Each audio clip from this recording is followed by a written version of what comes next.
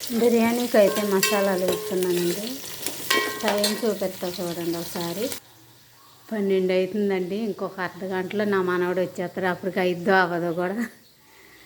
అప్పటికల్లా బిర్యానీ అయిద్దో ఏమో తెలియదు. కూర అయితే ఉడుకుతుంది. డబాలు అయిపోద్ది. నేను దాదాపు చేసేస్తున్నాను. పెరుగు చట్నీ అని చేస్తాయి లోపు. అన్నం ఉడికితే పెరుగు చట్నీ అని వేసుకొని పెట్టాడండి. 2 లోటాలు అయితే బియ్యం తీసుకున్నానండి నేను ఈ లోటాతోటి. దీంతో 3 అయితే వాటర్ వేస్తాను. ఇలా నా పనవాడు వచ్చేటోడికి పైన అవ్వదు, ఖచ్చితంగా కాదండి.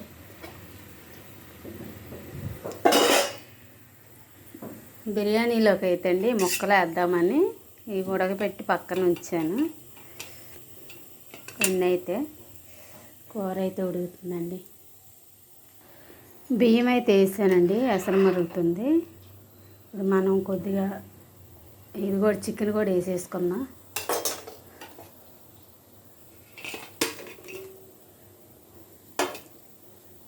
కుక్కర కొద్దిగా ఉడకబెట్టినప్పుడు తిప్పుకున్నాం.